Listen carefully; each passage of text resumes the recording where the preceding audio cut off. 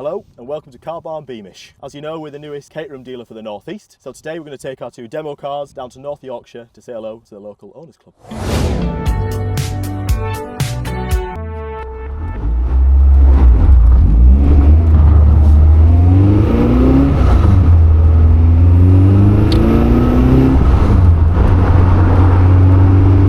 Right then, so Dan's in the Super 7 600 and I imagine he's waxing lyrical about the heritage looks. It's a lightweight, traditional kind of sports car.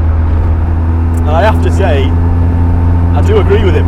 If I was going to buy a Caterham 7, it would probably be the one I'd buy, the Suzuki engine one. However, what I'm driving is a 360R, so let's compare the two. So the first difference you'll notice between the Super 7 600 that Dan's driving and the 360R that I'm in is the engine and gearbox. Whereas he's got a 660cc Suzuki K engine with a K car gearbox and a K van rear axle. I've got a 2-litre Duratec with the Mazda gearbox, limited slick diff. If that's meant to represent the Lotus 7 in its purest form, I think this car is proof that Caterham have been busy in the past couple of decades developing the 7, making it more modern, making it better to drive, faster. So to explain what this is properly, it's got the 180 horsepower version of the Duratec. You can get a 210 horsepower version, you can get a 310 horsepower version, that's with a supercharger. To be honest, a car this light, 500 kilos, 180 bhp is plenty. In fact, in any gear, put your foot down and it pulls. I don't know if that's the torque of the engine or whether that's just how light it is. Probably a combination of both, I suppose.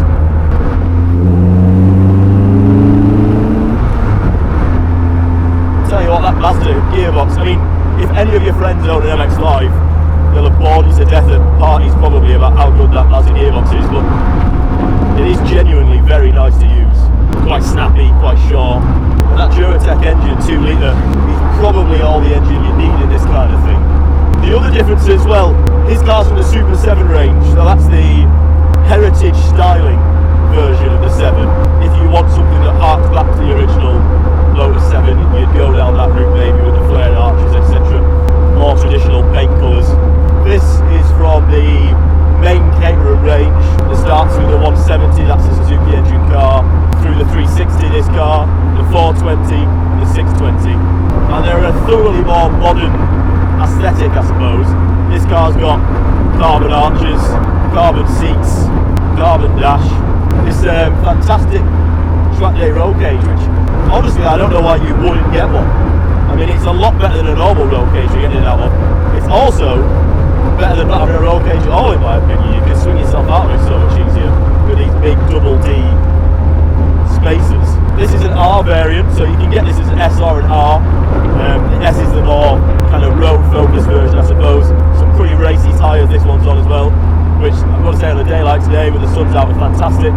The other thing you'll notice about this car is it's noticeably larger. What Dan's driving is a Series 3 chassis. A little bit of a backstory. The Series 3 is the kind of quintessential 7. They did do a Series 4, which is kind of a boxier, wedgier shape, and then they got back to making Series 3. So most Caterham you see, like Series 3s, the standard chassis size. This is an SV or a Series 5 chassis, so it's a little bit longer, it's about 4 inches wider, you've got a lot more space in here. I mean, I'm 5'10", my seat is all the way forwards for me to reach the pedal, so if you're in the kind of 6 foot range, even up to kind of 6'4", 6'5", I think it'd be totally fine.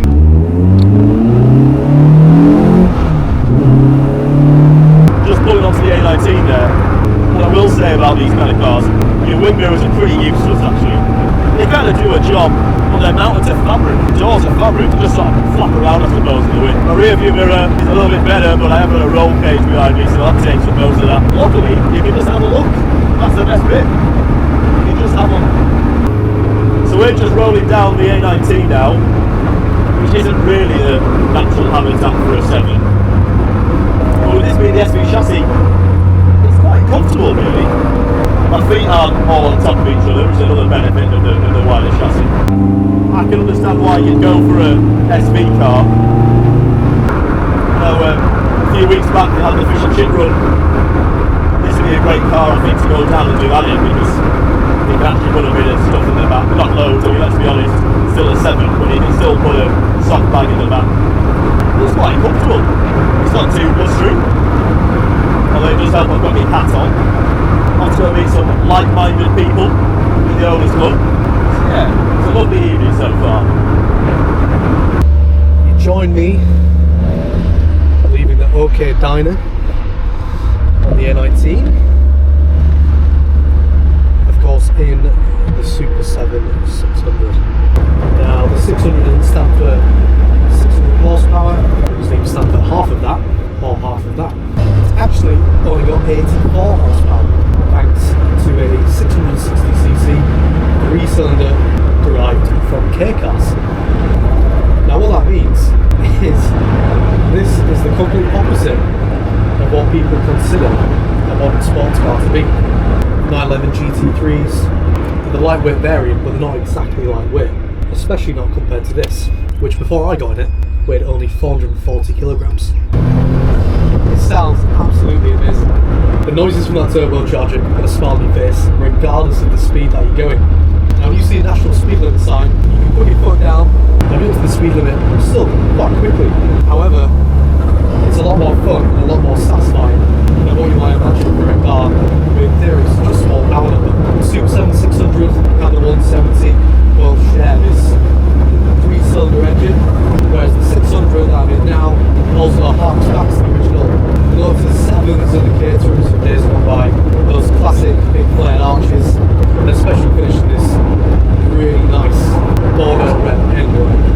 It gives you something that looks quite classic. However, it's a modern car. And I can't think of a single other car where 50 miles an hour feels so exciting. Obviously, being a 7, very low to the ground. This is the standard chassis, so you're tightly packed in. This has actually got the bigger, if you can believe it, alternating steering wheel. Now, being a clean-shaped MX-5 owner myself, I know what a nice tight gear shift feels like, what a small and nimble sports car feels like. However, in comparison, it's night and day. You can keep your Bugattis, your Koenigsegg's and your Pagani's. It's not what you need to have a great time on a twisty British B road. All you need is a car that weighs sub half a ton, a 2-digit horsepower number, just to have a great time. Now, if you're brave enough in a car this small, like I say, it does fit K-car regulations, and obviously no roof, you will go on to 105 miles an hour. Now, I can't imagine what that feels like. I can imagine you feel like a firefighter driving down these twisty country roads. It's just absolutely everything you could possibly want in a small, genuinely lightweight sports car. Now, this is a bit of a new series that I'm going to be doing here on the Car Barn Beamish YouTube channel, which explores what it's like to enjoy and live with a 7. Hence the name, when life gives you 7s. No matter where you are or where you're going, you're going to have an absolutely incredible time if you drive one of these. Now, a few people might be slightly concerned about longevity given the engine for this car is out of K-car and the gearbox as well. However, the K-trucks that these gearboxes are derived from are obviously designed to do 200,000-300,000 miles hard work, meaning although you're going to be using a lot more of it, a lot more of the time, it doesn't mean you have to be concerned. Now, if the classic look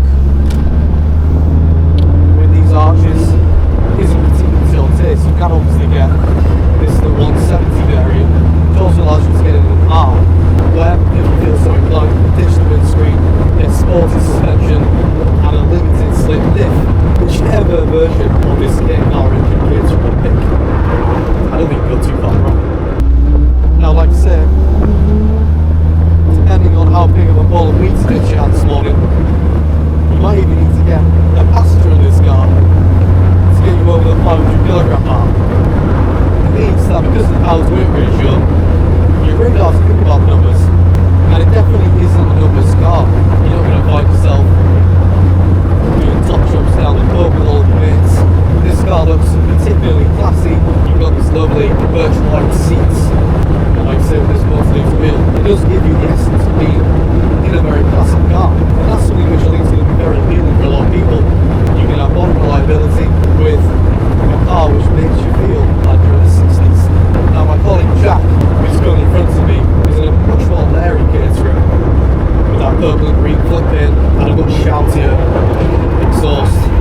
quite sure it's having as much fun as I am, even with the extra power. Just being had by a cyclist. It's quite refreshing to be in a car with this footprint because you're not always scared about what's going to come around the corner. Now I think the legs on this cyclist might actually be bigger than the tyres. Now it only has 14-inch wheels. You could be in a 600-700 horsepower Ferrari, and I guarantee you wouldn't be enjoying this road as much as we are at the moment with these two Caterhams.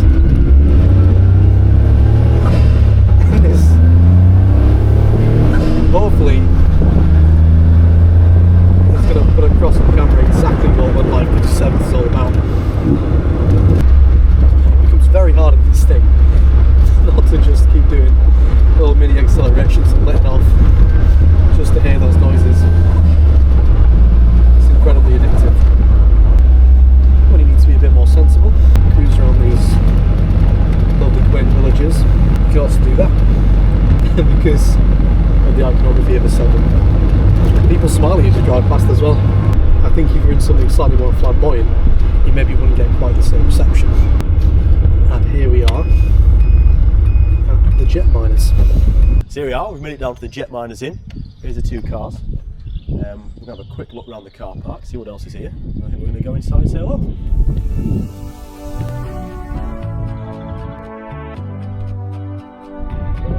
That's quite cool, yeah. Right then, so we're on the way home now from the Jet Miners Inn near Stokesley, where we've met up with the Owners Club. Lovely people. I've got to say first off, thank you to the Caterham and Lotus Sevens Owners Club for having us down and introducing us to everyone, showing us some great hospitality. I'm sure we're going to do more events and more runs out and things like that with you guys going forward. We've enjoyed both cars. I'm still in the 360, Dan's behind me in the Super 7 600.